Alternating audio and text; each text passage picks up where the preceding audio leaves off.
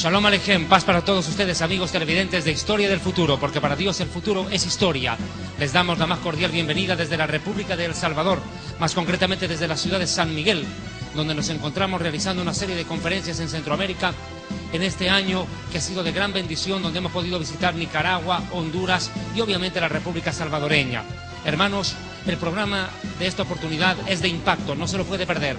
Les invito a quedarse en Historia del Futuro, porque para Dios el futuro es historia. Reciba este fuerte aplauso de nuestros hermanos aquí en El Salvador.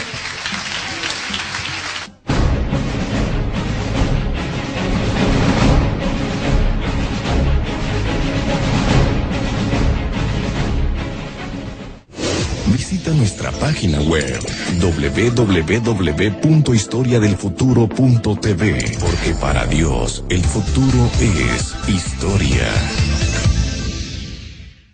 El tema de hoy, sin duda alguna, concita la atención de los grandes estudiosos de la profecía bíblica. Sin lugar a dudas, el libro del Apocalipsis es un libro maravilloso, misterioso, fantástico. Cuanto más se lo estudia, más secretos se descubren en él.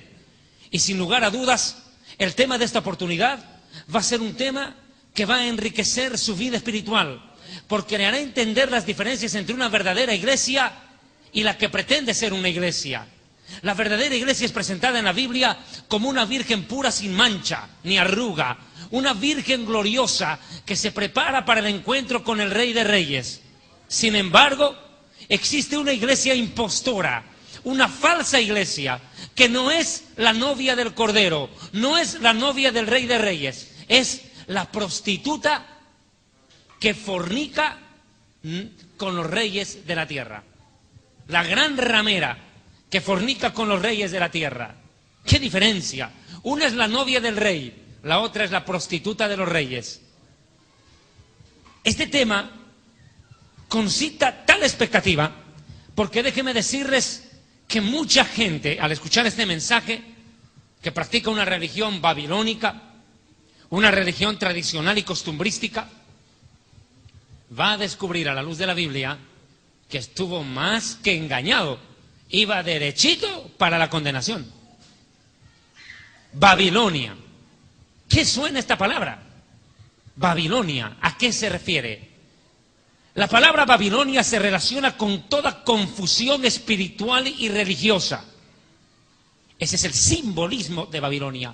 Confusión espiritual y religiosa. En la Biblia, el nombre Babilonia o Babel está relacionado íntimamente con varias cosas, a las cuales procedo a describir. La primera vez que aparece relación con Babilonia o con Babel, que significa confusión, es sin duda alguna la edificación de la famosa Torre de Babel, en los días de un hombre llamado Nimrod, el cual fue el primer poderoso de la tierra. Este hombre sedujo a la humanidad, a la cual Dios le había dicho: llenad la tierra y sojuzgadla. La orden de Dios era poblar el mundo entero a lo ancho y a lo largo. Sin embargo, mis amigos, desgraciadamente, el ser humano escogió desobedecer a Dios. Y Nimrod sedujo a la humanidad para que en vez de llenar la tierra, todos se juntaran en un solo lugar y levantaran una torre para llegar al cielo, desobedeciendo al mandato de Dios de llenar la tierra y gobernarla. Este hombre rebelde fue llamado en la Escritura Nimrod. Procedo a leer Génesis capítulo 10, versículo 8. Cus engendró a Nimrod, quien llegó a ser el primer poderoso de la tierra. Este fue vigoroso cazador delante del Señor, así lo dice la Reina Valera. En el original dice en oposición a Dios, en contra de Dios. Cazador en contra de Dios. Por lo cual se dice, así como Nimrod, vigoroso cazador en contra del Señor. Y fue el comienzo de su reino Babel. Erech, Akkad y Cadne, en la tierra del Sinar, en el actual Irak, en el Medio Oriente, en la Mesopotamia. Y Génesis 11:2 dice: y aconteció que cuando salieron del oriente, hallaron una llanura en la tierra del Sinar y se establecieron allí. ¿Con qué propósito? Sencillamente, como el que ya le venía diciendo, edificar una ciudad y una torre. Veamos el pasaje en cuestión, continuemos leyendo esta descripción que nos hace la Biblia a continuación. Versículo 3. Y se establecieron unos a otros, se dijeron unos a otros, vamos, hagamos ladrillo y cosámoslo con fuego. Y les sirvió el ladrillo en lugar de piedra y el asfalto en lugar de mezcla. Y se dijeron, vamos, edifiquemos una ciudad y una torre cuya cúspide llegue al cielo y hagámonos un nombre. ¿Qué quiere decir hacerse un nombre? Hagámonos fama, hagámonos algo que nos dé poder, que nos dé autoridad. ¿Qué más? Por si fuéramos esparcidos sobre la faz de la tierra. Esta gente sabía perfectamente que estaba obrando en oposición a la voluntad de Dios. Ellos sabían perfectamente que estaban yendo en contra de los designios del Eterno. Por eso dice, por si fuéramos esparcidos, porque ya la orden era esparcirse y no la quisieron obedecer. Ellos preveían que Dios aplicaría el poder coercitivo y obligaría a que esa gente se disperse. Ellos dicen, por si fuéramos a dispersarnos. Y en efecto, lo tal ocurrió. Entonces, ¿qué ocurrió? Mire, verso 5. Y descendió el Eterno para ver la ciudad y la torre que edificaban los hijos de los humanos. Y dijo el Eterno, he aquí el pueblo es uno solo, y todos estos tienen un mismo lenguaje, un mismo idioma. Y han comenzado la obra, y escuche, y nada les hará desistir de lo que han pensado hacer. La humanidad en los días de Babel tuvo una sola virtud, la unidad. Lo peor es que se unieron contra Dios. No para hacer algo bueno, se unieron contra Dios, pero había unidad para lo malo. Y mire lo que ocurrió. Entonces el Eterno dijo, verso 7, ahora pues descendamos y confundamos allí su lengua, para que ninguno entienda el habla de su compañero. Así pues el Eterno los esparció desde allí sobre la faz de toda la tierra y dejaron de edificar la ciudad. Por eso fue llamado el nombre de la ciudad Babel, porque allí confundió. Escuche, la palabra Babel significa Dios confunde.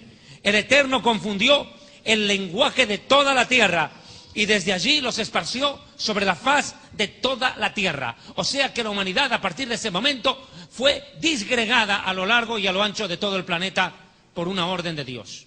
El mensaje se cumplió a la final. La voluntad de Dios se ejecutó. La tierra tenía que ser llenada por los habitantes de este mundo y Dios obligó prácticamente a que ello se realizara. Continúo con el mensaje. Esta palabra Babel o Babilonia, que describe la confusión, el caos y la anarquía espiritual y religiosa que se propagó en los días de Nimrod, abrazó el mundo entero, perjudicó a la humanidad y se convirtió prácticamente en la base de todas las religiones falsas del mundo. Babilonia, la Torre de Babel, no solamente fue el origen de todos los idiomas del mundo. Escúcheme bien. Todos los idiomas del mundo surgieron de Babel. Antes hablaban un solo idioma. Pero no solamente Babel provocó la dispersión de la gente, provocó que se empiecen a utilizar todos los idiomas que hay en el mundo y los que han seguido creando todavía. Y tercero, esto es importante, Babel se convirtió en la cuna de todas las religiones falsas de la historia. Todas salieron de ahí. Todas salieron de ahí. Toda religión falsa tiene su origen babilónico, en la Torre de Babel. O sea, esto provocó dispersión, idiomas y confusión religiosa. Culto a lo creado y no al creador. Siguiente dato que es importante entender. La palabra Babilonia toma fuerza ya dentro de la Escritura cuando se habla de un imperio. El famoso imperio que existió en el año 586 antes del Mesías.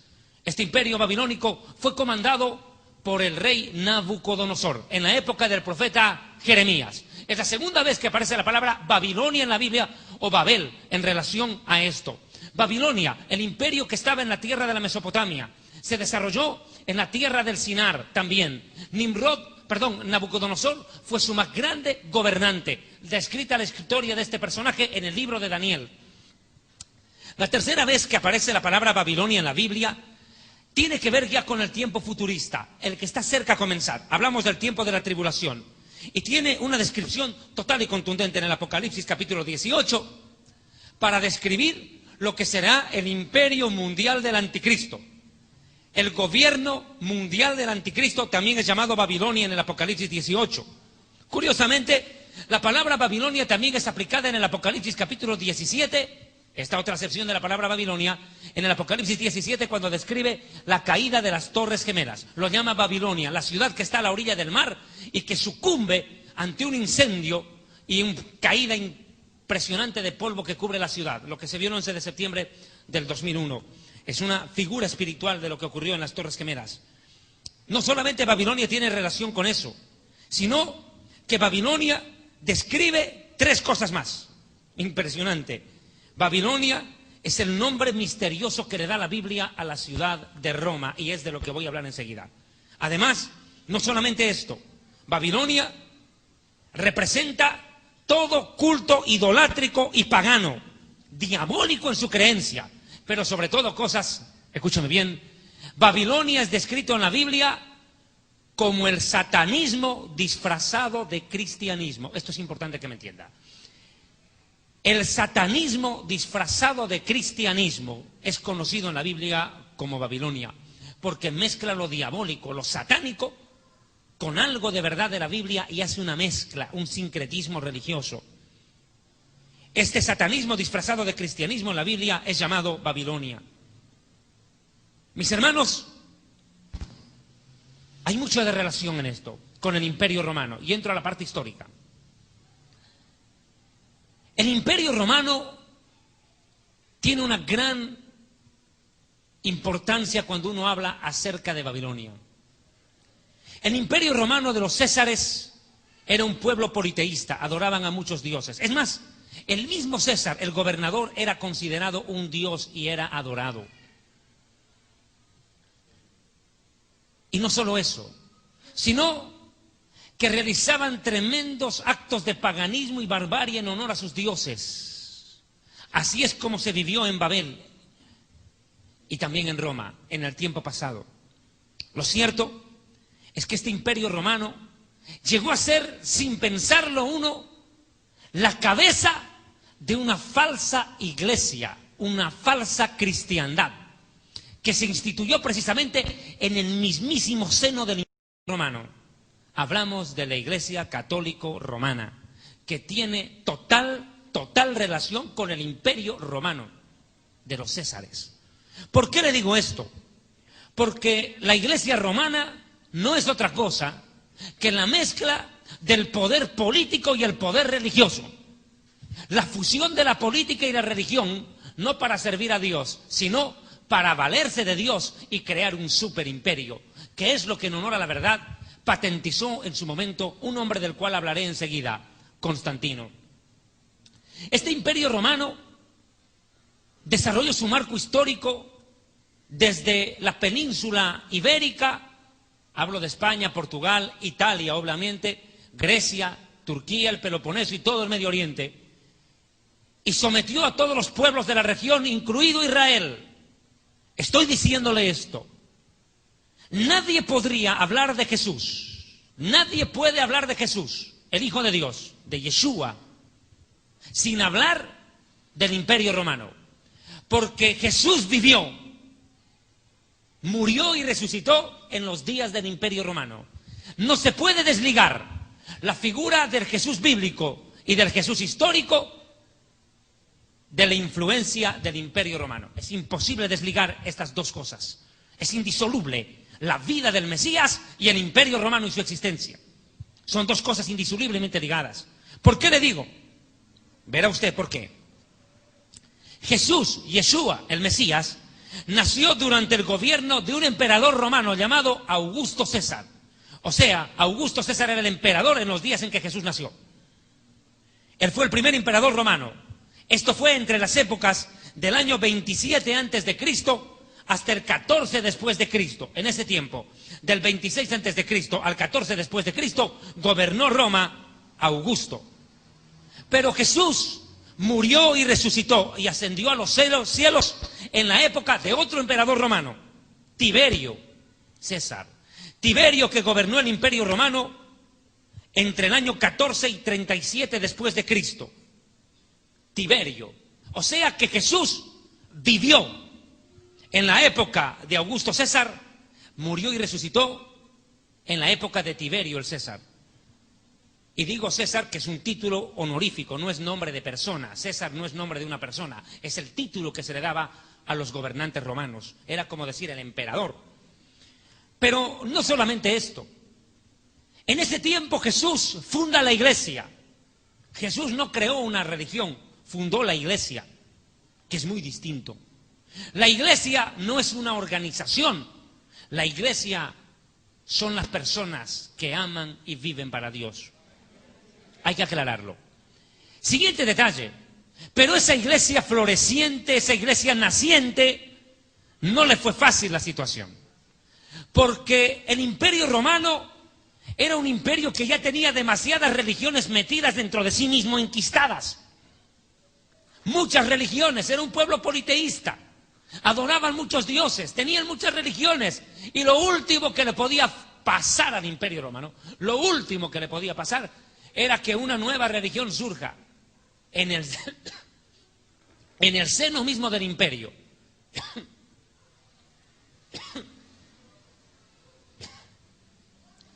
Podía esto convertirse en una auténtica amenaza. Mire, pero eso es lo que ocurrió. Surge una nueva iglesia, perdón, una nueva religión, así lo ven ellos. Una nueva amenaza religiosa, llamada el cristianismo. Surge en medio de uno de los pueblos a los cuales los romanos quisieron exterminar, el pueblo judío. Porque Jesús, Yeshua, es judío. Los apóstoles judíos, la Biblia del Dios de Israel. Y en medio de la nación de Israel surge ese grupo de seguidores de un rabino no común, un rabino llamado Yeshua, al cual muchos judíos hasta el día de hoy consideramos es el Mesías prometido. Pero mire, escúcheme bien, esto creó un verdadero dolor de cabeza para los romanos. Les creó un verdadero dolor de cabeza. Es así que el Imperio Romano, como primera medida para paliar el efecto del surgimiento de esta nueva religión, ordena las masacres más sanguinarias de la historia contra los primeros discípulos de la iglesia. Y surge la figura de un maquiavélico personaje. ¿Por qué se les dice maquiavélicos? Maquiavelo, Nicolás Maquiavelo, escritor italiano, un perverso escritor. En remembranza a él, un perverso escritor que decía: el fin justifica los medios, una de sus frases favoritas. Otra de sus frases conocidas es: si no puedes con tu enemigo, únete a él. Maquiavelo. Maquiavélicos. Este maquiavélico gobernante romano fue Nerón. Surge en un momento en el cual la iglesia estaba tomando cuerpo. Y Nerón, el gran perseguidor romano, insaciable de sed cristiana, empezó a masacrar y a perseguir a los primeros discípulos de Cristo, a los primeros cristianos, de origen judío y de origen gentil. Y empezaron las más atroces persecuciones y barbaries. Nerón, ¿quién puede olvidarse de este personaje? Fue capaz de incendiar, él mismo, hacer incendiar la ciudad de Roma y luego culpar a los cristianos del incendio para masacrarlos. Nerón, un terrible asesino. Pero no solamente fue él. Después de Nerón aparecieron otros, como Diocleciano y Contragano. Estos dos más fueron terribles perseguidores de la iglesia. Los capturaban y los quemaban vivos. Amarraban a los cristianos a los postes de la ciudad de Roma y les prendían fuego en vida en horas de la noche y los convertían en auténticas antorchas humanas. Masacres devastadoras que tuvo que soportar la iglesia a manos de estos césares romanos. Pero no todo quedó ahí. La situación no quedó ahí. No. Pasó el tiempo. ¿Y sabe cuál fue el efecto? Más cristianos mataban y más gente se convertía. Les salió el tiro por la culata. Y le voy a explicar por qué. La Biblia dice en el libro de los Romanos capítulo 10 que si creyeres en tu corazón que Jesús es el Señor, el emperador, el rey, el César, en pocas palabras, el que gobierna. Escuche esto. Reconocer que Jesús es el Señor era un desafío al gobierno, porque no pueden haber dos señores en el mismo imperio, no pueden haber dos presidentes en el mismo país. Cuando alguien reconocía que Yeshua, Jesús, es el Adón, el Señor, en griego el Kyrios, el Señor, estaba desafiando a la autoridad política del imperio. En pocas palabras, era darle una cachetada en la cara al mismísimo emperador romano. O sea, reconocer que Yeshua es el Señor era desafiar al César y buscarse la muerte inmediatamente. Sin opción. No había salida. Entonces la palabra de Dios dice que si creyeres en tu corazón y confesares que Jesús es el Señor, serás salvo. Pero el problema pasa aquí por esto. Porque Mateo 7:21, Jesús presenta un caso bastante extraño, Mateo 7:21 al 24, cuando dice: no todo aquel que me confiese y diga Señor, Señor, entrará al reino de los cielos. La pregunta es ¿por qué no? Si ellos también están confesando que Jesús es el Señor. Y aquí está la diferencia, mi amigo. Que la palabra confesar para ser salvos en el idioma griego es una palabra que significa martureo, que significa mártir, el que confiesa con la vida, el que confiesa con acciones. Ese es el que se salva, el que confiesa con la vida, con el testimonio, quién es su Señor. ¿Me está entendiendo? Pero Mateo 7:21 al 23 dice Jesús: no todo aquel que me diga Señor. Y la palabra ahí no es martureo, es otra palabra en griego que significa bocón. No cualquier bocón que me diga Señor, Señor va a ser salvo, ni entrará al reino de Dios. Sino el que haga, vea, acción, la voluntad de mi Padre. El que demuestre con su vida y sus acciones quién es su Señor y para quién vive. ¿Cuántos alaban a Dios?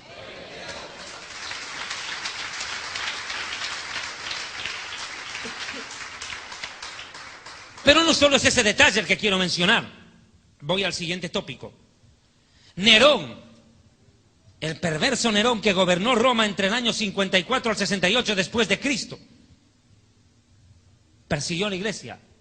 Pero luego apareció la figura de otro personaje. Enseguida lo vamos a ver en imagen. Su nombre, Constantino. Pero este hombre cambió la historia de Roma. Este hombre era un perseguidor de cristianos, un enemigo de la iglesia. Constantino persiguió y masacró a los cristianos durante mucho tiempo. Pero él vio el efecto político que tenía lo que voy a mencionar a continuación. Él dijo, mire, agarran a un cristiano, lo llevan al circo romano, lo amarran de pies y de manos y lo hacen arrodillar en medio de la arena del circo romano y le lanzan un león para que venga a devorárselo. El cristiano no grita pidiendo ayuda ni blasfema contra Dios, al contrario empieza a adorar y alabar. Bendice a Dios, grita a voz en cuello, Señor, no les tomes en cuenta este pecado, perdónalos, bendícelos. Y la gente que estaba escuchando y viendo a estos hombres en el circo romano, inmediatamente la gente quedaban, muchos de ellos, conmovidos ante la demostración de amor, de fe, de convicción de sus creencias. ¿Y sabe cuál era la actitud de la gente que quedaba ahí?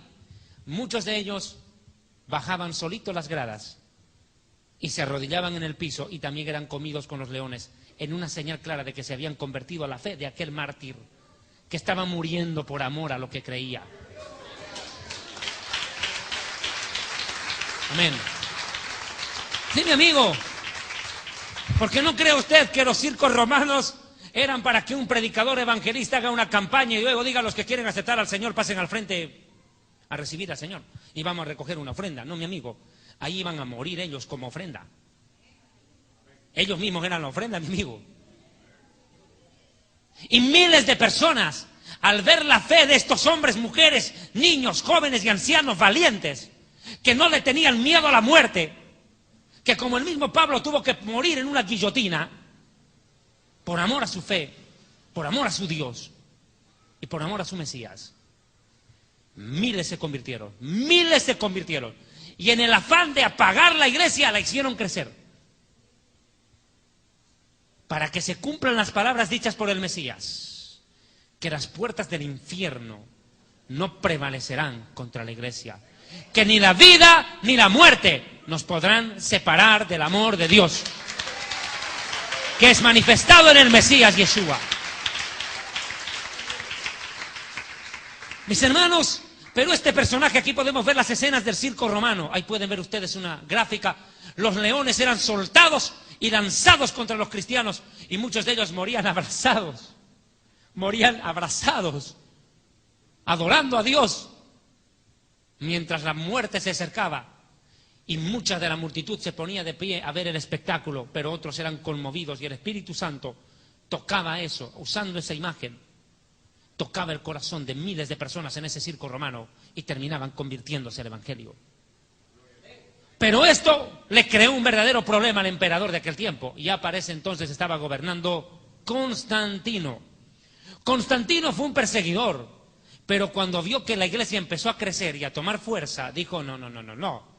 Aquí yo no me puedo pelear con los cristianos. Aquí yo tengo que solucionar el problema. Y Constantino, habilidosamente, como un gran estratega político, un fantástico estadista, le brilló el ojo y se le iluminó el cerebro. Y Constantino dijo, no. Yo no puedo permitir que surja una nueva iglesia, una nueva religión, una nueva creencia, o llámese lo que se llame, que desafíe mi imperio, me lo divida en el imperio y yo me quedé fregado aquí, arruinado. Yo no lo voy a consentir. Lo que yo voy a hacer es otra cosa, dijo Constantino. Voy a dejar de perseguirlos. Es más, me voy a convertir a ellos. Y eso que parecía ser la solución fue la desgracia de la iglesia. ¿Sabe por qué? Escuche por qué. Escuche. Porque Constantino, de la noche a la mañana, ¿puede creer? De la noche a la mañana, dejó de perseguir y matar cristianos y dijo, ahora el que no se convierta al cristianismo muere. O sea, dejó de perseguir a los cristianos y empezó a perseguir a los otros, en nombre del cristianismo. ¿Y cuál fue el resultado? Que el imperio romano en su totalidad prácticamente se convirtió al cristianismo, pero no a un verdadero cristianismo. No aquel cristianismo que nace en el corazón nacido de nuevo cuando uno acepta a Jesús como su Señor y Salvador. No en ese cristianismo que nace en el corazón cuando el Espíritu Santo redarguye de pecado, justicia y juicio. No, mi amigo, este cristianismo falso y mentiroso fue creado no por el Espíritu Santo ni por Dios, sino por un emperador ambicioso que no quería que el imperio se le divida. O sea que la gente se convierte al cristianismo en Roma por imposición, no por conversión del Espíritu Santo. No porque el Espíritu Santo le redarguyó de pecado, sino porque la gente tenía peligro y tenían miedo de morir. Ahora los perseguidores se habían convertido en perseguidos. Y es más, Constantino hace otra buena. Constantino dice, muy bien, ahora yo ya soy cristiano, me he bautizado, soy parte de la iglesia y ordeno que todos sean cristianos y el que no quiera convertirse muere, pero encima Constantino hace algo terrible, terrible. ¿Sabe qué hizo Constantino? Lo siguiente, yo, Constantino, en pocas palabras, dijo él, no solamente seré el gobernante del Imperio Romano, yo soy el líder de esta iglesia. Ay. O sea, que no solamente fusiona la religión con la política, sino que él agarra todo el poder y dice, todo esto es mío. El poder político ya lo era. Ahora, con esta nueva creación que hice, obligando a que todos se vuelvan cristianos, ustedes también me obedecen a mí. Yo soy líder religioso de ustedes y político de ustedes. Fusiona la religión y la política y crea lo que se vino a llamar en la historia el Sacrosanto Imperio Romano. Una obra de hombre, no del Espíritu Santo. Creó una institución poderosísima que hasta el día de hoy sigue andando en la historia. Y tiene su centro en Roma, en el Vaticano. Constantino entonces se convierte ya no solo en el líder político del imperio, no, ahora Constantino se convirtió en el líder religioso de una supuesta iglesia cristiana, de la supuesta novia del Cordero. Y no hizo otra cosa que crear un verdadero monstruo llamado Iglesia Católica, Apostólica y Romana. Un monstruo. Y enseguida se va a dar cuenta por qué. Constantino. Y se inventaron luego la historia de la cual hablaré más adelante, de que Pedro había sido el primer papa. Bueno, desde ya le voy diciendo algo. Pedro se murió sin enterarse que lo nombraron papa. Ni se enteró. Porque Constantino apareció en el año 300 y Pedro murió antes del año 100. Ya había muerto. Pero esta iglesia falsa, esta ramera a la cual la Biblia describe de esas palabras, tiene un contexto teológico profundo, y es de lo cual estamos desarrollando este su programa, Historia del Futuro, porque para Dios el futuro es historia desde la República del Salvador acá en Centroamérica. Yo quiero invitarles a que ustedes tengan la amabilidad de ir al libro del Apocalipsis capítulo 17. Estudiaremos qué dice la Biblia sobre esta gran prostituta, gran ramera. Apocalipsis capítulo 17. Si usted desea, la página 219 del libro Historia del Futuro, donde por cierto aporto bastantes datos históricos que van a ser de gran importancia también en este mensaje.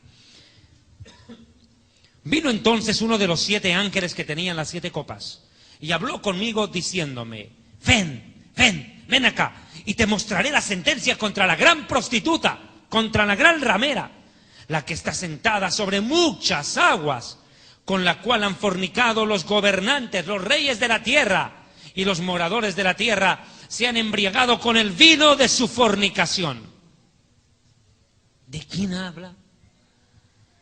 ¿Quién es esta mujer misteriosa que aparece en el Apocalipsis 17?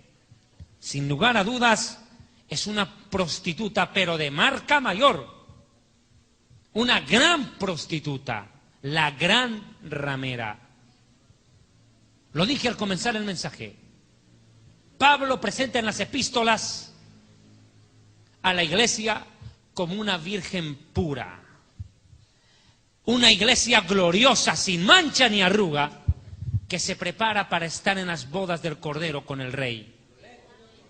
Para entrar a la casa del Rey. Es la novia del Rey. La verdadera iglesia es la novia del Rey. Pero esta es una prostituta que fornica con los reyes de este mundo, de la tierra. Y por eso no es casual, mi amigo, que esta gran ramera de la cual estamos viendo imágenes tenga algo característico. Notará usted por qué la Biblia dice que fornica con los reyes de la tierra. Usted vaya a la capital de la república suya, El Salvador, y verá en San Salvador que cerca al Palacio del Gobierno tiene que estar la catedral. Vaya a cualquier país, a cualquier localidad o pueblo, por pequeño que fuera, en nuestra América Latina o en Europa y en muchos países también del África, y verá que junto al Palacio de Gobierno está el cura, la catedral, el poder religioso, fornicando lo político con lo religioso. La gran ramera que fornica con los reyes de la tierra, desobedeciendo claramente lo que Jesucristo dijo en Mateo capítulo 22, verso 21-22. Cuando le dijeron a Jesús, ¿se acuerda ese famoso episodio? Cuando se acercan los fariseos y los saduceos para tentarle y le dicen, ¿cómo es? ¿Pagamos impuesto al César o no? Y Jesús les dice, deme una moneda. Le pasan la moneda y dice, ¿de quién está esta figura? Del César. Y Jesús responde y dice, pues den al César lo que es del César y a Dios lo que es de Dios. Al César lo que es del César y a Dios lo que es de Dios.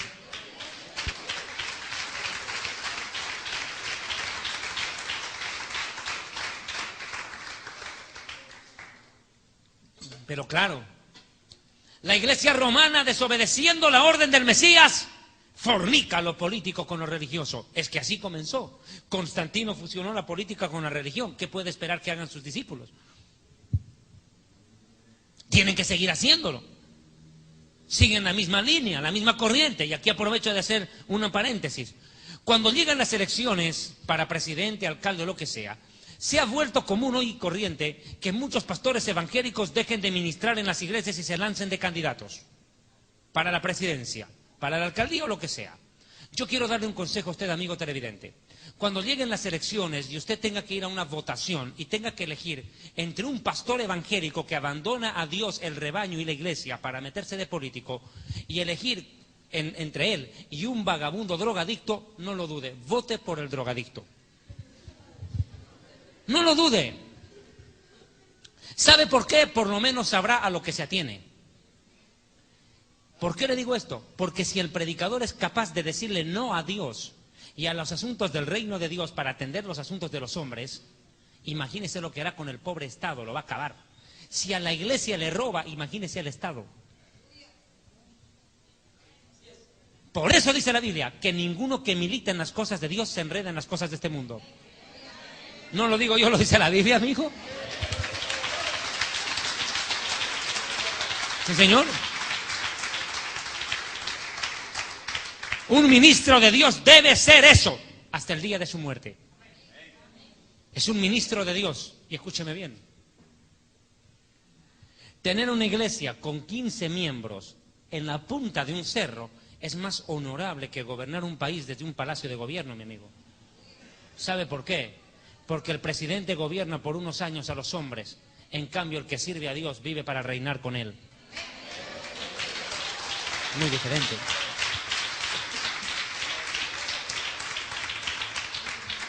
Esta prostituta dice que embriagó a los moradores de la tierra con el vino de su fornicación.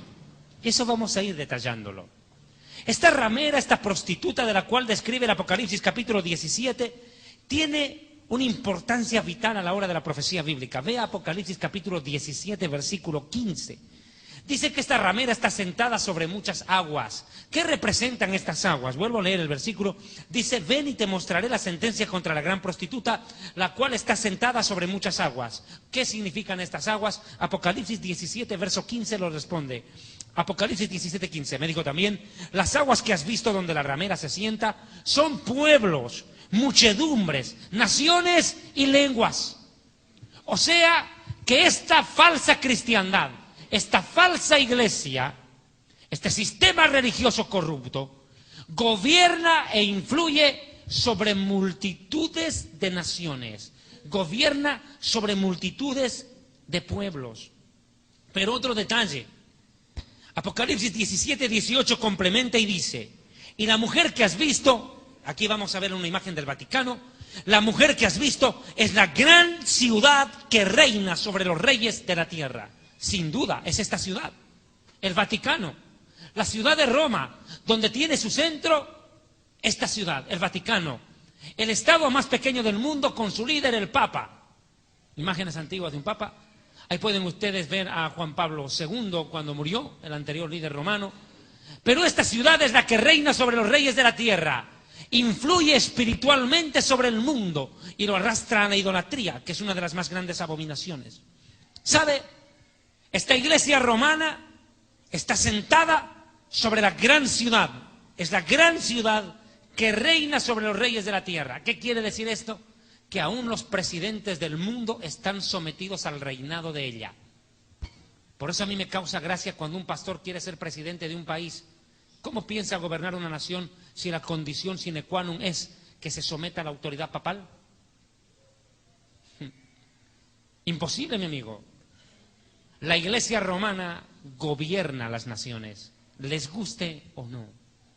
Y todo presidente tiene que postrarse, besarle el anillo al Papa, someterse a la autoridad religiosa del Vaticano. Esta reina, esta mujer que se cree reina, es una gran ciudad. Ahora mire, para demostrarle que es Roma, Apocalipsis 17, 9, la Biblia, continuamos acá. Enseguida vamos a ver imágenes de la ciudad de Roma. Apocalipsis 17, verso 9. Esto para la mente que tenga sabiduría. Si usted tiene el Espíritu Santo, tiene sabiduría. Perdido, mijo. Porque la Biblia dice cosas que ojo no vio, ni oído yo, ni han entrado a corazón humano, son las que Dios nos las revela a nosotros por el Espíritu Santo. Y si usted tiene el Espíritu Santo, tiene la sabiduría para entender lo que leeré en este momento. Dice, esto para la mente que tenga sabiduría. Las 7 cabezas son 7 montes sobre los cuales se sienta la mujer. 7 montes. Qué curioso. ¿Qué ciudad geográficamente está situada sobre 7 colinas? Sin duda, la ciudad de Roma. No hay duda. La ciudad de Roma, capital de Italia, está sentada sobre 7 colinas. Es más, su primer nombre en la historia no fue Roma, no se la llamaba Roma. La primera vez que se le colocó nombre a esa ciudad fue Septimontum, en latín, que significa las 7 colinas, los 7 montes. Luego cambió de nombre y se la llamó Romiti, que significa fortaleza, poderosa, invencible. Eso significa Romiti. Y luego vino la famosa historia. Cuenta una fábula. ¿Qué historia? Esto es una fábula. Bueno. Cuenta una fábula que habían dos niños que quedaron huérfanos. Uno se llamaba Rómulo y el otro Remo. Dicen que estos dos niños quedaron huérfanos y una loba los amamantó y los hizo crecer. Esta loba amamantó a Rómulo y Remo, los cuales después fundaron Roma, o le pusieron el nombre Roma. Pero nada sería esto. Hemos dicho de que la ciudad de Roma está sentada sobre 7 colinas. ¿Cómo podemos demostrar esto? Sencillo, la historia y la geografía lo describen. La ciudad de Roma tiene 7 montes, y los 7 montes son estos. A continuación menciono, escuche. Monte Coeliano, Monte Esquilino, Monte Capitolino, Monte Palatino, Monte Quirinal, Monte Viminal y Monte Aventino. 7 montes. Lo más curioso es esto, que en la cúspide del Monte Aventino, existe un lugar que se llama hoy en día el Vaticano. La pregunta es, ¿qué significa la palabra Vaticano? Todo el mundo la escucha. Los periodistas hablan del Vaticano a cada momento. Este lugar, el Vaticano. ¿Qué significa la palabra Vaticano? Esto es lo más curioso. La palabra Vaticano proviene del latín vaticinio, que significa adivinación, hechicería o adivinar, vaticinar. El monte de la adivinación, el monte del vaticinio, el monte de la hechicería. Y le voy a dar otro dato más, escalofriante. Mucho antes que Jesucristo naciera, los romanos hacían cultos en ese lugar, adoraban a dioses paganos y celebraban la fiesta del dios Saturno, conocido la fiesta como la Saturnalia romana, que comenzaba el 18 de diciembre y terminaba el 25 de diciembre cuando nacía el dios Sol. O sea, mi amigo, ¿y sabe cómo celebraban? El 25 de diciembre hacían tremendas orgías debajo de árboles frondosos. El 25 de diciembre. ¿Y qué hizo Constantino con esa costumbre? La cristianizó. O sea, ya no es Baal, ya no es Saturno el que celebra cumpleaños el 25 de diciembre. Constantino dice, no, ahora ya no es Baal, ahora es Jesús el que nació ahí. Y el arbolito de Navidad ya no es para fornicar debajo de él, ya no. Ahora es para poner regalitos. ¿Qué hizo? Cristianizó, entre comillas, todas las fiestas de los pueblos paganos, para dar contentos a todos. Cuando Constantino une todas las religiones y las vuelve, entre comillas, cristianas, no lucha contra el paganismo, no lucha contra la idolatría, no, la cristianiza la idolatría. Si había un santo que se llamaba Mashimón, ahora lo llaman San Simón. Listo, se acabó. Y resuelto el problema, mataron 2 pájaros de un tiro. Eso es lo que hizo Constantino en la historia. Entre comillas, cristianizó las costumbres de los pueblos paganos. Y celebraban la fiesta de la Saturnalia romana, que comenzaba desde el 18 de diciembre y terminaba el 25 de diciembre con el solsticio o el nacimiento del dios Sol, el 25 de diciembre. Por eso lo digo claro, y que quede muy, muy claro lo que voy a decir. Ningún cristiano evangélico nacido de nuevo puede celebrar Navidad. El que lo haga no es un hijo de Dios, es un pagano idólatra. Es un pagano, nunca nació de nuevo, sigue tragando fábula.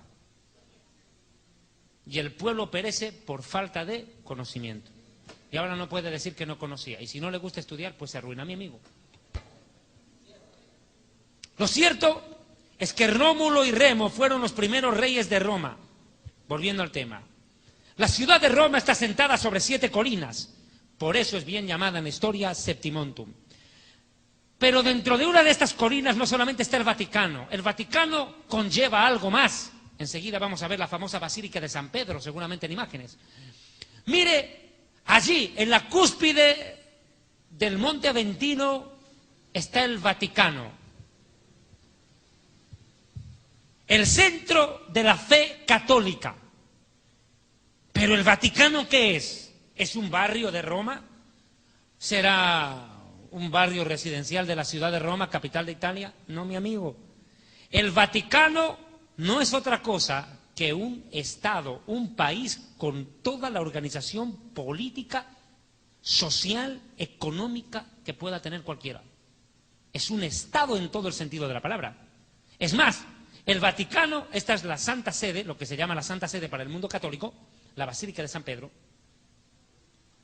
Mire, el Vaticano es una nación, así en pocas palabras, es un país en todo el sentido de la palabra. Ahora escuche, ¿cuánto de extensión tiene el Vaticano?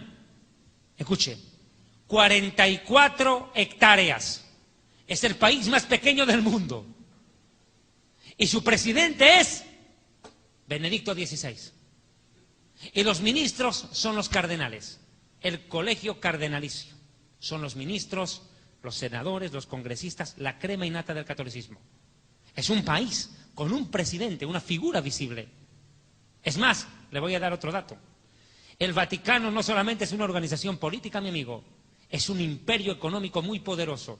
Los bancos del mundo, los más poderosos, están en manos de ellos, no de los musulmanes, ni de los japoneses. Le voy a dar otro datito. El Vaticano tiene más dinero que Estados Unidos y toda la Unión Europea juntos. El Vaticano tiene el poder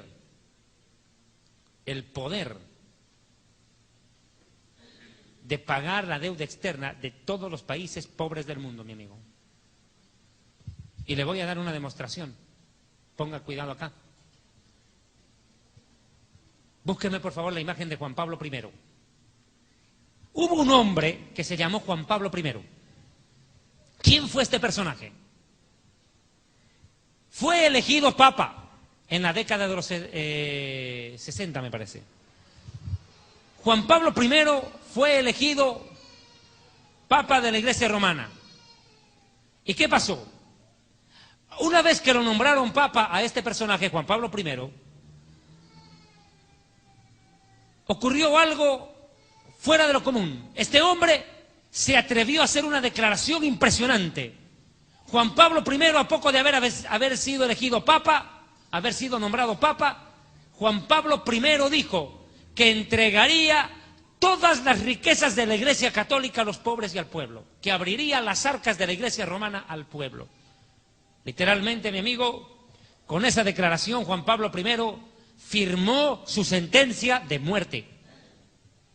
Firmó su sentencia de muerte. Juan Pablo I estaba dispuesto a entregar toda la riqueza de Roma al pueblo, ayudar a los pobres. Pero ocurrió algo. Un papa no se lo nombra papa cuando dicen este es el papa, no, mi amigo. Tienen que pasar 33 días para que se siente en lo que se conoce el sillón de San Pedro. Cuando el papa se siente en el sillón de San Pedro, recién en el día 33 de su pontificado, en ese momento se le declara papa infalible. ¿Pero qué ocurrió? O sea, el papa que nunca se equivoca, o sea, casi un dios. Escuche, preste atención a esto. Eran las 6 de la mañana del día 33, ya prácticamente a 2 horas que Juan Pablo I se siente en el sillón de Pedro. Misteriosamente Juan Pablo I apareció muerto en su habitación. Nunca pudo sentarse en el, entre comillas, sillón de San Pedro. Y eligieron al toque a Juan Pablo II, el papa más idólatra de la historia. ¿Y sabe por qué lo digo? Porque fue el papa que más santos canonizó en la historia. Ordenó que adoren a más gente, los católicos. Juan Pablo II toma el control después de la muerte misteriosa de Juan Pablo I. Pero nada sería esto. La Iglesia Católica no solamente que es un imperio, es un gobierno, es un Estado, con todo el sentido de la palabra. Es un imperio. Ahora voy a hablar acerca del Vaticano como imperio. La Ciudad del Vaticano es un país independiente, el más pequeño del mundo. Fue fundado en el año 1929 como Estado. Como Estado es reconocido a partir de 1929, cumpliendo así los términos del Tratado de Letrán y ratificados en la época del gobernador emperador italiano Benito Mussolini. Siguiente detalle. A partir de 1984 el Tratado de Letrán fue reemplazado por un nuevo concordato que, como su antecesor, reconocía la absoluta soberanía de la Santa Sede dentro del Estado de la Ciudad del Vaticano. Mis hermanos, a partir de ese mismo momento, el Vaticano se ha convertido en el Estado, en el país más poderoso del mundo. De eso téngalo por hecho. Ahora, esta ciudad, Roma y el Vaticano, que reina sobre los reyes de la tierra, es sin duda alguna la mujer de la cual describe el libro del Apocalipsis en su capítulo 17. Pero hay algo de detalle en este Apocalipsis que quiero mencionar. Vamos al Apocalipsis capítulo 18, versículo 3, por favor me acompaña. 18:3 de Apocalipsis, vamos. Dice, porque todas las naciones han bebido del vino del furor de su fornicación. Y los reyes de la tierra han fornicado con ella, y los mercaderes, los comerciantes de la tierra, se han enriquecido de la potencia de sus deleites. Una característica común de esta ramera es que utiliza vino y un cáliz de oro. Enseguida describo precisamente lo que es esta imagen. Mis hermanos, a esta mujer, a esta ramera, se la describe como una prostituta seductora que embriagó a los reyes de la tierra y sedujo a las naciones en pos de sí. Las emborrachó, las aturdió, les hizo perder el sentido, les hizo perder la razón y los extravió espiritualmente para que en vez de buscar a Dios terminen desviados en condenación. Esta ramera del Apocalipsis que sostiene un cáliz en la mano derecha, esta prostituta es el emblema de lo que estamos describiendo. Una gran ramera con un cáliz de oro en su mano derecha y dentro de ese cáliz sirve vino. Mire por favor, compruebe con Apocalipsis capítulo 17 versículo 4. ¿Me entiende por favor? Apocalipsis 17, 4, su Biblia. Y la mujer estaba vestida de púrpura y escarlata.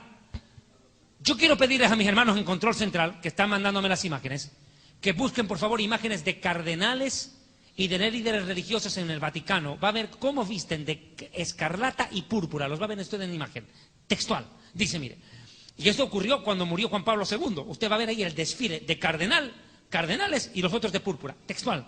Mire, y la mujer estaba vestida de púrpura y escarlata, adornada de oro, de piedras preciosas y de perlas. Qué curioso. Mientras millones de católicos no tienen ni para comer, la Iglesia romana ostenta los templos más lujosos y costosos. Muñecos de madera, de estuco, de fierro, de lo que sea, enchapados en oro, bañados en platino, en oro puro, bañados en oro, visten como reyes, viven como magnates. No es la imagen que necesito. Mire, esta mujer vestía de púrpura y escarlata. Solamente basta ver el colegio cardenalicio y van a ver ustedes cómo vestían estos sacerdotes. Y tenía en la mano un cáliz de oro lleno de abominaciones y de la inmundicia de su fornicación. Qué curioso. Pregunto, si es de que uno no está entendiendo el mensaje, ¿cuál es la religión que utiliza cáliz de oro con vino en su religión, en su rito? Más claro. Religión que utiliza cáliz de oro con vino en su religión, en su liturgia. No hay otra que la Iglesia romana. Utiliza el cáliz de oro. Pueden mandarme imágenes arriba, por favor, estén más atentos. Cáliz de oro lleno de las abominaciones, inmundicia y vino de fornicación. Apocalipsis 17:2. Con la cual han fornicado los reyes de la tierra y los moradores de la tierra se han embriagado con el vino de su fornicación.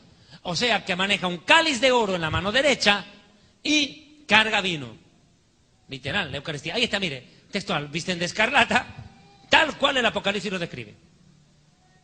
Visten de escarlata, y si usted ve otra imagen, va a ver otros sacerdotes que visten de púrpura. Literal, enseguida vamos a ver la imagen, seguramente están preparándonos. Agradecemos a los hermanos que nos están cooperando desde el Control Central. Ahora mire, otro viste de púrpura y escarlata y utilizan, ¿verdad?, el cáliz de oro y embriagan con vino. ¿Tenemos una imagen más, por favor?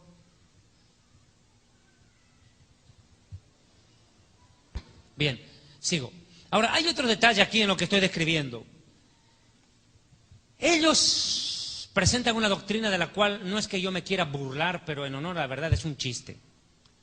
Cuando los católicos están celebrando el momento de la hostia, la Eucaristía o lo que lo llaman, ocurre un fenómeno que es una ridiculización de la muerte y resurrección de Jesús. Es una ridiculización. Según los curas católicos, cuando uno come la hostia y la masca, literalmente está comiendo el cuerpo de Jesús. O sea, estamos hablando del Dios galleta. ¿Entiendes? El Dios galleta. Y que cuando ellos toman el vino en el cáliz, literalmente están tomando la sangre de Jesús. O sea, nos volvemos, según ellos los católicos, se vuelven vampiros, toman sangre. Pero esto es verdad. Esto se conoce como la doctrina de la transubstanciación. ¿Qué es esta doctrina? Según la Iglesia Católica Romana, en el momento en que el sacerdote entrega la hostia a los labios de la persona mastica, come literalmente a Jesús e ingiere la sangre de Jesús. El pan se vuelve cuerpo de carne y hueso y sangre, y literalmente pues el vino se vuelve sangre por arte de magia. Por eso le digo, el Dios galleta. Por magia se convierte el cuerpo en la hostia en cuerpo. Esto es lo que la Biblia enseña. No, mi amigo, la Biblia no enseña eso. Cuando una iglesia evangélica realiza la Santa Cena, no practica esto. No es lo que se enseña y se cree, la transubstanciación. Lo que se enseña es la consubstanciación. ¿Qué es eso? Consubstanciación. Que el pan de la Santa Cena no es el cuerpo de Jesús, sino que representa el cuerpo. Y que cuando se ingiere el fruto de la vid, acá podemos verlo, vea el cáliz de oro, y que cuando ingiere el vino o el jugo de la vid, lo que está ingiriendo no es la sangre de Jesús, está tomando un vino o un jugo de uva que representa la sangre de Jesús. Eso es la consubstanciación. Ahora mire el cáliz de oro, el vino y la hostia. Lo más curioso de la hostia es lo siguiente. Pocos católicos se habrán dado cuenta del detalle. En cada hostia, en ese pancito blanco, existen 3 letras grabadas. La I, la H y la S. ¿Qué significan esas 3 letras que aparecen selladas en cada hostia? El nombre, las iniciales de 3 dioses falsos. Isis, Horus y Semiramis. 3 dioses paganos. 3 dioses falsos. Isis, Horus y Semiramis. Sellado en la hostia. Todas las hostias traen eso. La pregunta ¿es esto lo que el Señor instituyó? Definitivamente no. Mis amigos, en la Santa Cena, la Iglesia hace memoria del sacrificio del Señor. Hacemos memoria, pero no es que nos lo comemos a Jesús. ¿Sabe por qué? Porque Hebreos capítulo 10, verso 12 al 14 dice: pero el Mesías, habiendo una vez ofrecido para siempre con un solo sacrificio por los pecados, se ha sentado a la diestra de Dios. De ahí en adelante esperando hasta que sus enemigos sean puestos por estrado de sus pies. Porque con una sola ofrenda hizo perfectos a todos los santificados para siempre.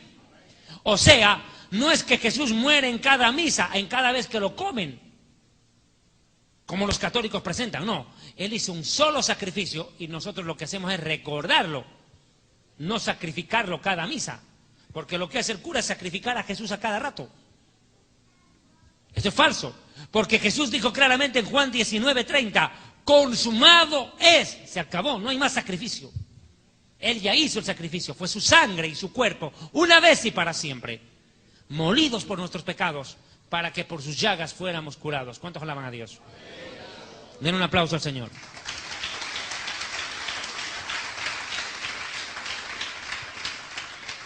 Mi amigo, ellos quieren literalizar el texto de Juan capítulo 6, versículos 52 en adelante, cuando los judíos contendían entre sí diciendo, ¿cómo puede este darnos a comer su carne? Jesús les dijo, de cierto os digo, que si no coméis la carne del Hijo del Hombre y bebéis su sangre, no tenéis vida en vosotros. El que come mi carne y bebe mi sangre tiene vida eterna, y yo le resucitaré en el día postrero, porque mi carne es verdadera comida y mi sangre es verdadera bebida. El que come mi carne y bebe mi sangre, en mí permanece y yo en él, como me envió el Padre viviente y yo vivo por él. Asimismo, el que me come, él también vivirá por mí. Claro, Jesús está hablando de su propio sacrificio.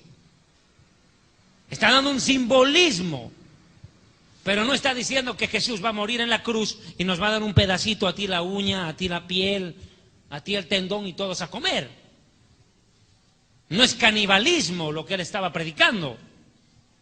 Estaba dando una explicación alegórica a su muerte y resurrección, así como fue la del Cordero de la Pascua, que se comía el cuerpo asado del Cordero, asado, con vino, como en la Pascua judía. Pero ahora mire, aquí hay una descontextualización. Más fácil hablar portugués. Deliberada por parte de la Iglesia romana, tratando de justificar lo injustificable. Porque la Biblia nunca bajo ninguna circunstancia acepta la doctrina romana. Pues 1 Corintios capítulo 11, verso 23 al 26 dice: pues yo recibí del Señor lo que también os he enseñado, que el Señor Jesús, la noche que fue entregado, tomó pan y habiendo dado gracias lo partió y dijo: tomad y comed, este es mi cuerpo que por ustedes es partido. Haced esto en memoria de mí.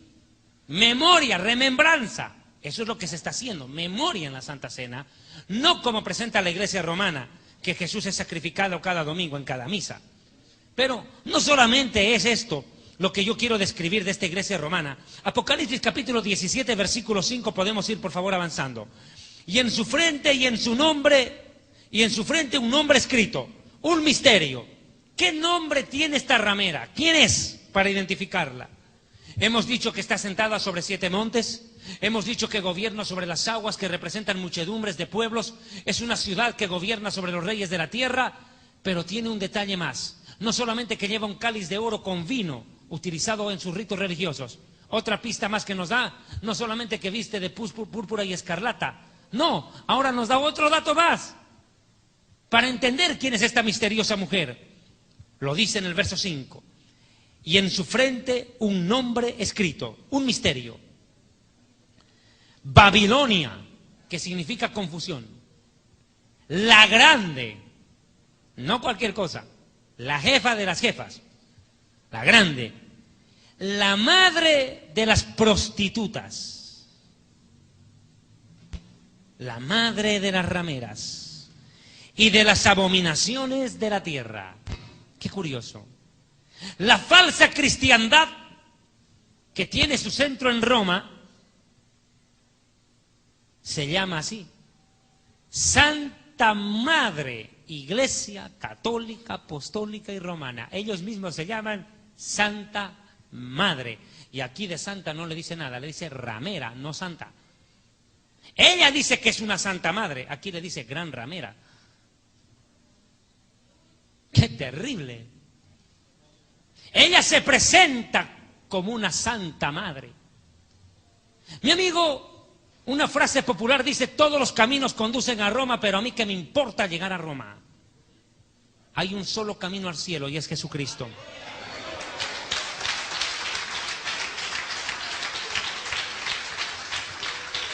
Él dijo: yo soy el camino y la verdad y la vida. Nadie viene al Padre sino por mí, sino por mí. Y todo aquel que a mí viene, yo no le echo fuera. Aprended de mí, que soy manso y humilde, y hallaréis descanso para vuestras almas. Venid a mí, los fatigados y cargados, que yo les haré descansar. Pero venid a mí, no a María, no a Pedro, no a Juan. Jesús dijo: venid a mí.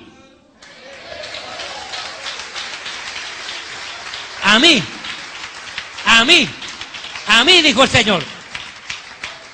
A Él es al que hay que buscar, porque escrito está: puestos los ojos en Jesús, el autor y consumador de la fe. Los ojos en Jesús, no en María, no en Pedro, no en Juan. Y Lucas capítulo 1, verso 67, María, la Virgen, dice: mi alma se regocija en Dios, mi Salvador. Textual. María misma dice, mi Dios, mi Salvador. Ella no puede salvar a nadie, mi amigo. Falso. Ahora se inventaron los católicos romanos mentirosos. Dicen ellos, no, nosotros no adoramos a la Virgen María, solamente la veneramos. La palabra venerar viene del latín venerati. La palabra venerati viene desde el hebreo Hoshiana, Osana, que significa sálvanos ya.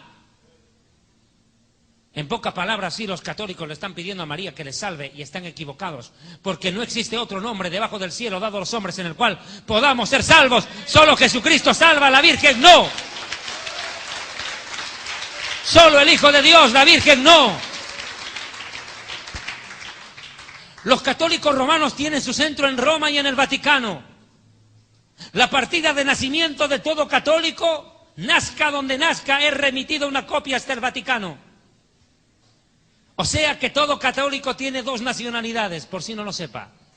El católico salvadoreño tiene nacionalidad aquí y tiene nacionalidad en el Vaticano. Y su presidente es el Papa. Por si no lo sepa. Pero eso no es otra cosa que una imitación de lo que Dios ofrece en la Biblia a los creyentes. Porque nuestra ciudadanía no está en la tierra, no está en Roma, sino en el reino de los cielos. En el reino de los cielos. De donde también esperamos a nuestro Señor y Salvador Jesucristo. Nuestra ciudadanía, mi amigo, está en el cielo, no en la tierra. Porque en la casa de mi Padre muchas mansiones hay y la casa del Padre está arriba, no en Roma, ni siquiera en Jerusalén. Es más, si usted cree que Roma es la religión oficial, si usted cree que Roma es la ciudad santa, se equivocó, mi amigo, se equivocó. Porque cuando Jesucristo regrese, no regresará a Roma, regresará a Jerusalén. Y otro dato, la Biblia dice que la Jerusalén de arriba, dice Gálatas, la cual es libre, es madre de todos nosotros. Nuestra madre patria no es Roma, mi amigo, sino la nueva Jerusalén. ¿Cuántos alaban a Dios?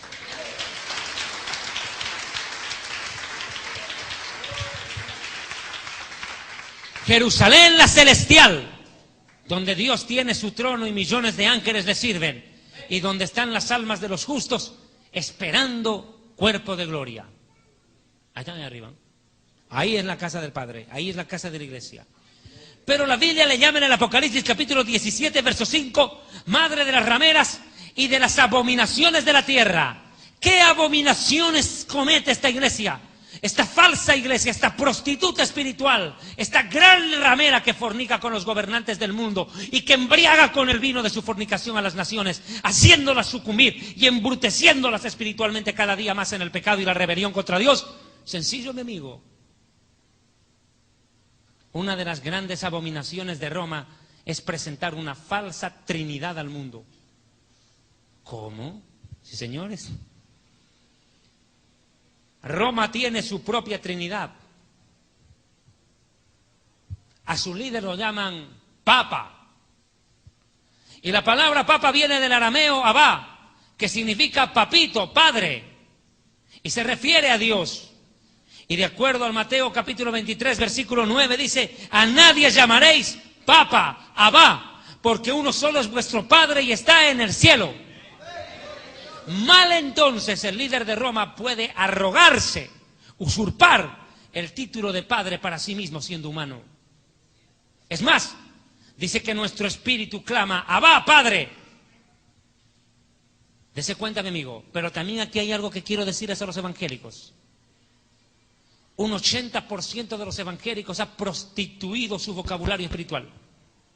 Hoy en día a su supuesto apóstol o a su pastor le llaman mi padre espiritual. ¿Desde cuándo el pastor es padre espiritual de alguien?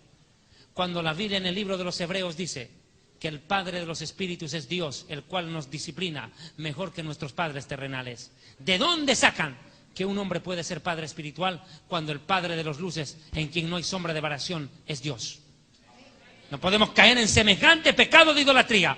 O sea que antes le decían padrecito al cura y ahora le llaman padre espiritual al pastor. O sea, pues mi amigo, como dicen en mi pueblo, la misma chola con otra pollera. Es un ridículo. Caemos en lo mismo que criticamos.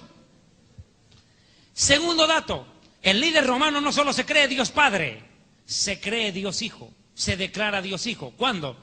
Cuando él a sí mismo se llama el sumo pontífice. La palabra significa sumo sacerdote. Cuando la Biblia me dice que nuestro sumo sacerdote es Jesucristo, el cual traspasó los cielos y está sentado a la diestra de Dios en las alturas. ¿De qué sumo sacerdote me vienen a hablar?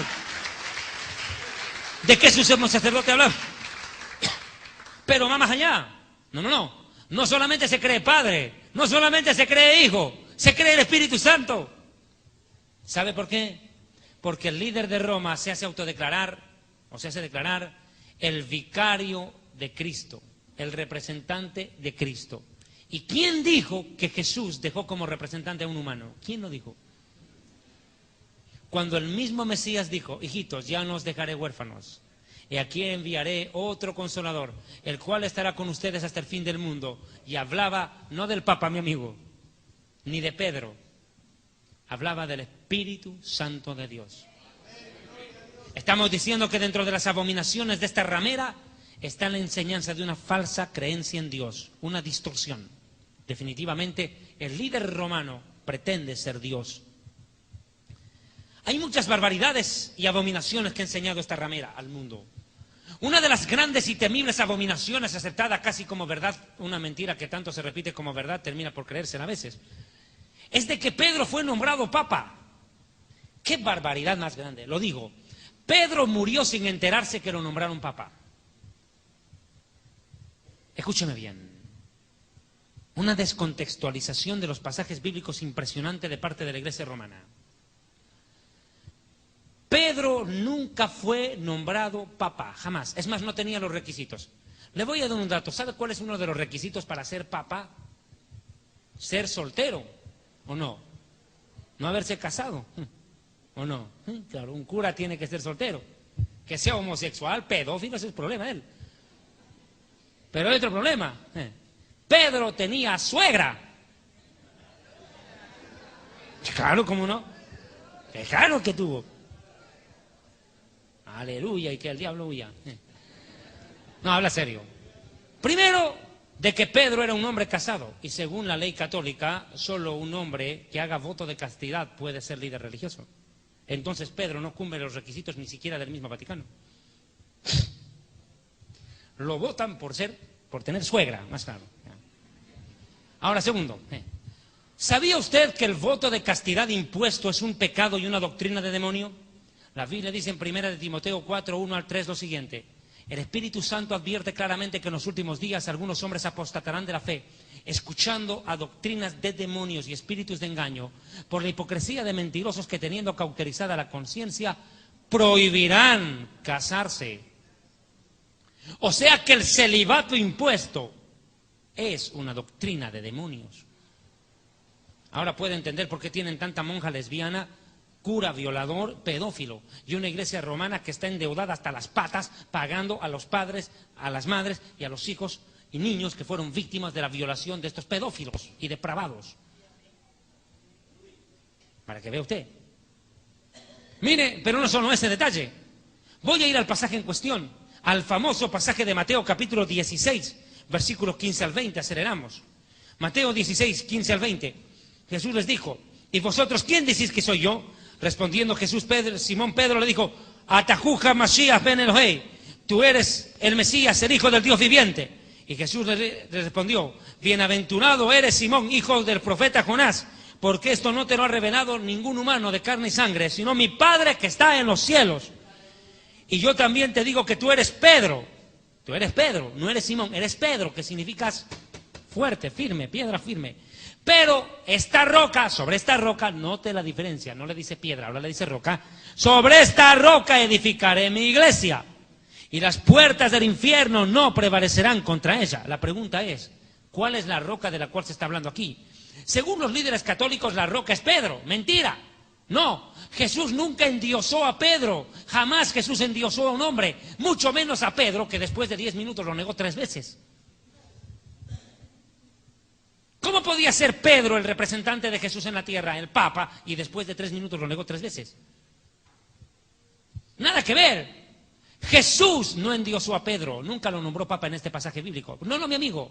Lo que está diciendo Jesús es esto: Sobre esta roca, sobre la declaración que salió de tus labios, que es como una piedra firme, que yo soy el Mesías, el Hijo de Dios, edificaré mi iglesia. Y ese es el fundamento de la iglesia, creer que Jesús es el Hijo de Dios, el Mesías prometido, el Salvador de la humanidad. Es eso lo que creemos, lo que vivimos y predicamos. Que Él es el Hijo de Dios, el Mesías. Esa es la roca sobre la cual se asienta la fe de la iglesia y contra la cual el enemigo no va a poder vencer. El diablo y el infierno no podrán contra la gran verdad de que Jesús es el Hijo de Dios. Es esa la roca sobre la que se fundamenta la fe de la iglesia. No Pedro, sino lo que Pedro acababa de decir. La gran revelación que ni siquiera la tuvo Pedro, porque Pedro fue el revelado. No, fue el Padre que se la dio a Pedro. Dice, bienaventurado eres, porque esto no te lo reveló ningún filósofo, teólogo romano. Te lo reveló mi Padre que está en el cielo. Y esa revelación venida del Padre es la roca sobre la cual la iglesia se sustenta. Escuche, la revelación venida del Padre es la roca sobre la cual la iglesia se fundamenta. No Pedro, sino lo que Pedro dijo por revelación del Padre. No hay que mezclar las cosas, mi amigo. Es más, preguntémosle a Pedro si se consideraba papa. Vea, Primera de Pedro capítulo 2, versículo 4. Pedro lo niega. Primera de Pedro 2:4, acercándonos a Jesús, piedra viva, desechada ciertamente por los hombres, mas para Dios escogida y preciosa, o haciendo remembranza a la profecía del rey David, que la piedra que los edificadores desecharon era la cabeza del ángulo. Hablando del Mesías, fundamento de la fe, pilar de la fe. Y preguntémosle al apóstol Pablo si creía que el Vaticano o el Papa era la cabeza de la iglesia o la piedra. No, Primera de Corintios 10:4, Pablo dice, y todos bebieron de la misma bebida espiritual, porque bebían de la roca espiritual que los seguía, y la roca era Cristo. Definitivamente, mis hermanos, este mensaje toma trascendental importancia, porque enseguida voy a entrar ya a la parte conclusiva del mismo. Quiero mencionar los siguientes datos que me parecen importantes y coherentes hacerlo. Esta iglesia romana no solamente viste de púrpura y escarlata, no solamente utiliza un cáliz de oro con vino, utiliza perlas preciosas, no solamente utiliza una hostia, no solamente está en el Vaticano, una ciudad de 7 montes, y tampoco queda en que sea una iglesia que predica dominaciones. No, mi amigo. Es la madre de todas las creencias cristianas falsas, por eso le llaman la madre de las rameras, de todas las creencias espirituales cristianas prostituidas y falsas, así como el G12, la teología de los apóstoles, del neoapostolado, de estos pseudoprofetas de la prosperidad, que no son otra cosa que hijos de la ramera. Es más, le voy a dar un dato. Usted nunca va a ver en la boca, nunca va a escuchar en la boca, mejor dicho, de estos predicadores de la prosperidad, de estos pseudoapóstoles de la prosperidad, usted nunca va a escuchar un mensaje condenando la idolatría de Roma. ¿Sabe por qué? Porque nunca estos apóstoles morderían la mano al patrón que les da de comer desde Roma, mi amigo. Por eso estos nunca predican del arrebatamiento y nunca predican contra la idolatría de Roma. ¿Sabe por qué? Porque hijos de la ramera son. Beben de los senos de la misma prostituta. Así de simple, mi amigo. Hoy en día escasean los mensajes contra la idolatría. Escasean los mensajes contra el pecado de la idolatría del pueblo romano. Hoy en día estas iglesias de la prosperidad están tan parecidas a una misa de católico carismático que al final son la misma cosa, cortados con el mismo cuchillo. Tenemos cantidades de pastores evangélicos que no merecen llamarse pastores ni evangélicos. Son lobos evangelocos. Y segundo, escúcheme bien, no pertenecen al pueblo de Dios. ¿Sabe qué? Son ecuménicos. Andan de la mano con los curas, andan de la mano con los sacerdotes católicos. Cuando la palabra mismísima de Dios dice esto, que estos perversos parecen haber olvidado, o tal vez ni siquiera lo leyeron. ¿Sabe cuál? Lo que le voy a leer esto. No os unáis en yugo desigual con los incrédulos. Porque ¿qué compañerismo tiene la justicia con la injusticia? ¿Qué comunión la luz con las tinieblas? ¿Qué concordia tiene Cristo con el diablo? ¿Qué parte tiene el creyente con el incrédulo? ¿Qué acuerdo hay entre Dios, el templo de Dios, y los ídolos? ¿Qué acuerdo hay? Y sin embargo usted puede ver hoy en día a pastores evangélicos, cantantes pseudocristianos evangélicos, agarrados de las manos en eventos con sacerdotes católicos, bailando y cantando al mismo son y la misma cumbia. En pocas palabras, son hijos de la ramera. No son parte del pueblo de Dios, son hijos de la ramera. En pocas palabras, decirles hijos de ramera es literal. Mire usted, ramera espiritual. Pero otra de las cosas por las cuales la iglesia romana será juzgada por Dios en el tiempo final de la historia es de lo que voy a mencionar a continuación. La iglesia romana no solamente surge con Constantino, poniendo fin a las persecuciones contra los cristianos, y convirtiendo al cristianismo a todo el imperio. No. Ahora ya no, mi amigo. A lo largo de la historia, la iglesia romana ya como institución es culpable de la muerte y la masacre de millones de nuestros hermanos. En lo que se conoce como la famosa Inquisición, cuando agarraron a los que llamaban herejes. ¿Quiénes eran los herejes? Los que elegían no someterse al Papa. ¿Y quiénes eran ellos? Los protestantes, los evangélicos. Masacraron a millones de nuestros hermanos. Cruz por delante los masacraron, a punta de espada. ¿Y sabe qué dice la Biblia en el Apocalipsis 17:6? Y vi a esta mujer, ebria de la sangre de los santos. Y como dice mi amigo el pastor Antonio Bolaines, algo interesante menciona él en una conferencia. Escuche lo que dice Bolaines. Vi a la mujer ebria de la sangre. No dice que estuviera manchada de sangre. No. Esta mujer no se manchó de sangre. Se la bebió la sangre de los santos. Se emborrachó. Ella embriagó con vino de fornicación a los reyes de la tierra y a las naciones. A las naciones y a los reyes les dio vino, pero ella se tomó la sangre de los santos. ¡Qué terrible! Cuando yo escuché predicar esto al doctor Bolaines me quedé estremecido. Ebria de la sangre de los santos y de la sangre de los mártires de Jesús. Y cuando la vi quedé asombrado con gran asombro. Apocalipsis 18:24. Y en ella se halló la sangre de los profetas y los santos y de los que han sido muertos en la tierra. ¿Sabe qué? Esta ramera, esta prostituta espiritual, esta satánica imagen del cristianismo, popularizada desde Roma, hoy en día sigue matando al pueblo de Dios. Tal vez no físicamente, aunque tal vez sí. Pero hoy en día, a través de sus agentes encubiertos, de líderes católicos, preparados deliberadamente y luego introducidos dentro de la iglesia evangélica como si fueran convertidos al evangelio, están destruyendo y minando la doctrina y la sana fe del pueblo de Dios. Déjeme decirle algo, hay miles de pastores evangélicos que nunca se convirtieron al evangelio. Fueron preparados en las aulas de las iglesias romanas para infiltrarse en iglesias evangélicas y prostituir el mensaje de la salvación y distorsionar. Una prueba, el G12. Nace en el seno mismo de la iglesia romana, infiltrada por un infiltrado, César Castellanos. Un auténtico católico, disfrazado de evangélico. Pero sigo con el tema. Pero llega la hora del juicio para esta ramera. Apocalipsis 18, 20 a 21. Alégrate sobre ella, cielo, y vosotros, santos apóstoles y profetas, porque Dios ha hecho justicia en ella. Y un ángel poderoso tomó una piedra, como una piedra de molino, y la arrojó en medio del mar, diciendo, con el mismo ímpetu será derribada Babilonia, la gran ciudad, y nunca más será encontrada. ¿Cuál es el fin de la ciudad de Roma? Desaparecer del mapa, mi amigo. En los días del anticristo ocurrirá esto. Escuche. La iglesia romana en principio se aliará con el anticristo, pero luego el anticristo incendiará Roma, de acuerdo a las profecías de la Biblia.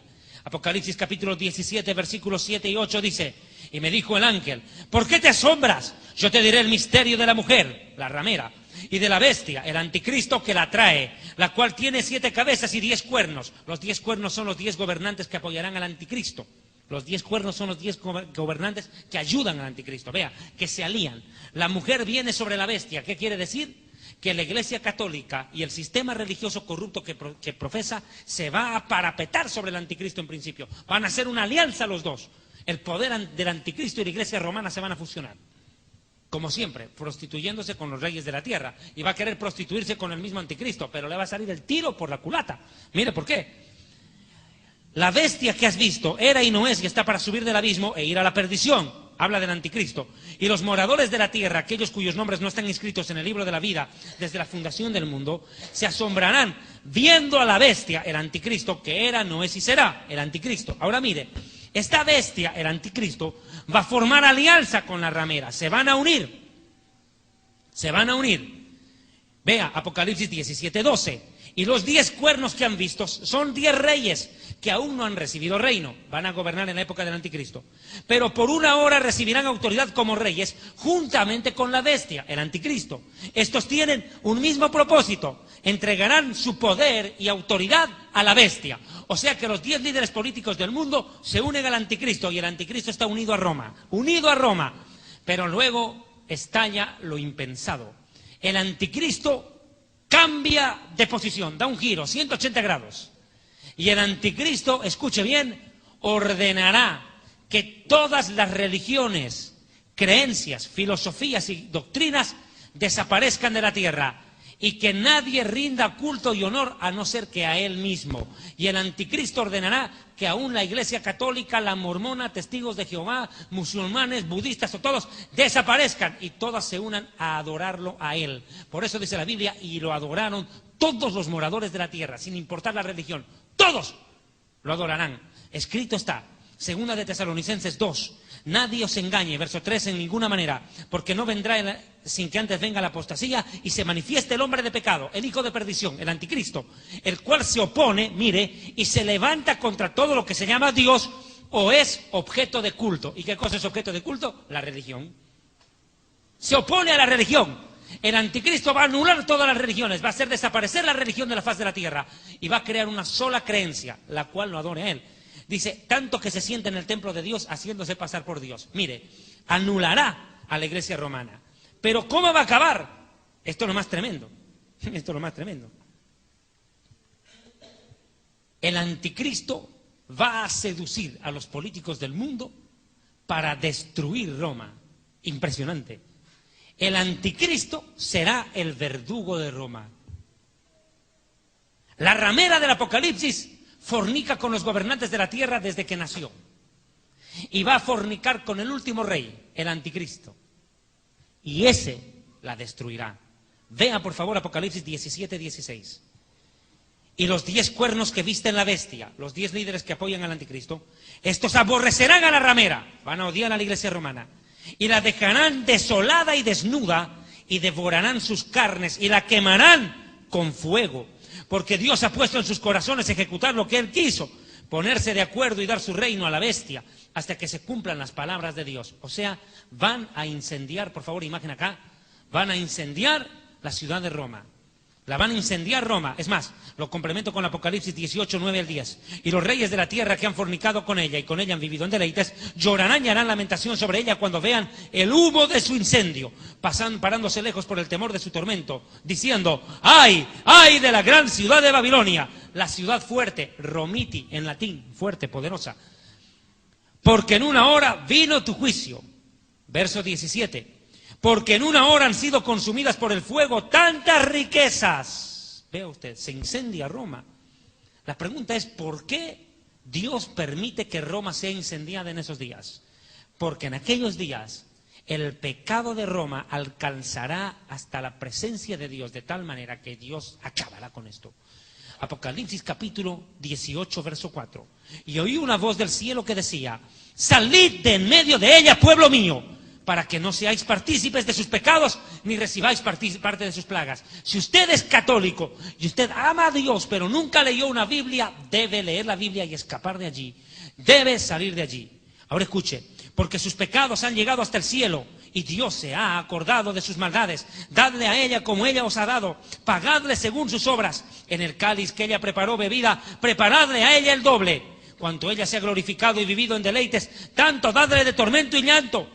Porque ella dice, yo estoy sentada como una reina, y no soy viuda, y no verá llanto. Pero en un solo día vendrán sus plagas, muerte, llanto, hambre, y será quemada por fuego.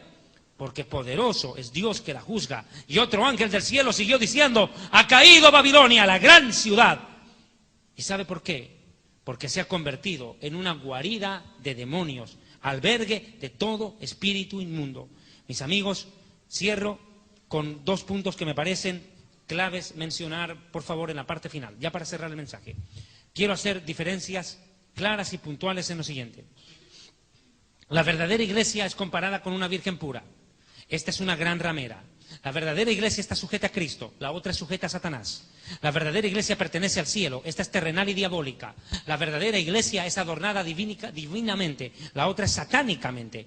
La verdadera iglesia es preservada por Cristo en el arrebatamiento, la otra es destruida por el mismo anticristo. A una le espera la gloria, a otra la perdición eterna. La verdadera iglesia tiene un llamado celestial, en cambio esta persigue el poder terrenal político y las riquezas terrenales. La verdadera iglesia fue fundada por el Mesías, esta es una obra del diablo. Una es habitada por el Espíritu Santo y esta es una guarida de demonios. La verdadera iglesia tiene poder espiritual, la falsa poder político. La verdadera iglesia es perseguida, la otra es perseguidora. Y 2 puntos más, si me permite, por favor le pido, para cerrar. Quiero mencionar algunos puntos. Doctrinas falsas de la Iglesia Católica enseñadas a lo largo de la historia. Año 375. Comenzaron a adorar y a venerar ángeles. Año 394, por primera vez comienza la misa e inventan la doctrina de la transubstanciación. El cuerpo, el Jesús Gañeta, la hostia se vuelve cuerpo. Esa doctrina de la transubstanciación, falsa doctrina, comienza en el 394. Año 431, comienza la veneración y la adoración a la Virgen María. Pecado contra Dios, idolatría. Año 500, los sacerdotes católicos comienzan a usar la sotana, imitando a los sacerdotes paganos que hacían sacrificios humanos en honor a sus dioses. Año 526, inventan el rito de la extrema unción en honor a los moribundos, algo que hacían ya los pueblos paganos. Año 593, el Papa Gregorio el Grande inventa la doctrina del purgatorio. Año 600, comienzan las oraciones a María. Año 607, obispo de Roma, Bonifacio III, se le otorga el título de Papa. Año 850, inventan la utilización del agua bendita para purificación del pecador, doctrina falsa. Año 1079, se inventa el celibato. 4 datos más para cerrar. Año 1090, inventaron el rosario, ritual pagano. Año 1184 comienza la Inquisición y la masacre de evangélicos y protestantes y judíos, masacre multitudinaria. Siguiente dato, año 1129, la Iglesia Católica prohíbe la lectura de la Biblia a los feligreses. Año 1545, María es aceptada. Año 1854, María declarada redentora de la humanidad, Madre de Dios. Doctrina falsa, porque María no es Madre de Dios, es la Madre de Jesús, el Hijo de Dios. Finalmente, año 1984, Juan Pablo II entregó el mundo en manos de la Virgen María. Ahora, ¿en manos de quién está él? Mis amados hermanos, este mensaje, Babilonia la gran ramera, es un mensaje que lo he desarrollado aquí, en la República del Salvador, en la ciudad de San Miguel, en la iglesia cristiana CRED, Cristo refugio en la tempestad. Espero que este mensaje sea de bendición para todos ustedes.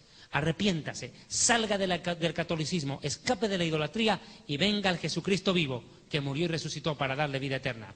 Dios le bendiga, buenas noches.